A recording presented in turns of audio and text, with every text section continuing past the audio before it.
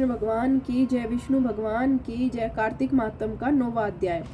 कार्तिक स्नान और व्रत की विधि एवं उसका महत्व जानने के बाद सभी ऋषियों ने श्री सूत जी से पूछा, महाराज कृपा कर यह बताइए कि कार्तिक मास के व्रत का उद्यापन किस प्रकार किया जाता है, उसकी विधि क्या है। यह प्रश्न सुनकर श्री सूत जी बोले, हे मुनीश्वरों, राजा पृथु ने भी नारद जी से यही प्रश्न किया था। तब नारद जी ने जो कुछ महाराज पृथु को बताया वही मैं आपको बताता हूँ।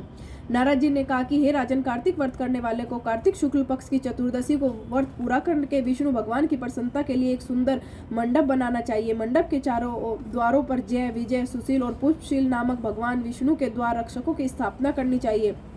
उसके बाद भगवती तुलसी की वेदी पर सर्वतोभद्र मंडल बनाए और उस पर कलश स्थापित करें। कलश पर श्रीफल रखें। फिर शंख, चक्र, गदा और पद धारण करने वाले विष्णु भगवान की पूजा करें। तत्पश्चात सर्वतोभद्र मंडल में इंद्रादि देवताओं की पूजा करें। हे राजन, नारद जी ने आगे कहा, भगवान द्वादशी तिथि को शयन से उठे, त्रयोदशी को उन्होंने देवताओं को दर्शन दिए और चतुर्दशी को सभी देवी देवताओं ने उनका पूजन किया था। इसलिए कार्तिक मास के शुक्ल पक्ष की इन तिथियों को सभी प्रकार से भगवान विष्णु की पूजा की जाती है।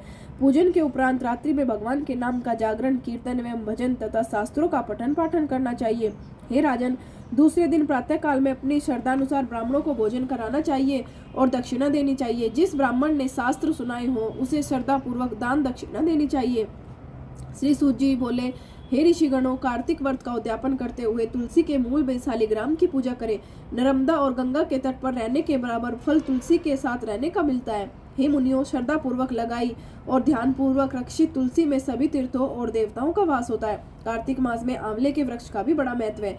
आंवले की जड़ में भगवान विष्णु का पूजन करने से मनुष्य को सभी पापों से मुक्ति मिल जाती है।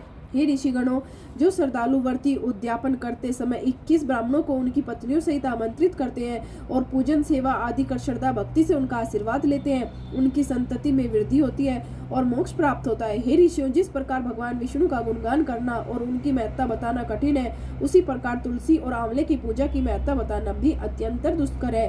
हे ऋषिगणों, यह वृत्तांत सभी पापों का नाश करने वाला है। बोलो कृष्ण भगवान की जय, विष्णु भगवान की जय।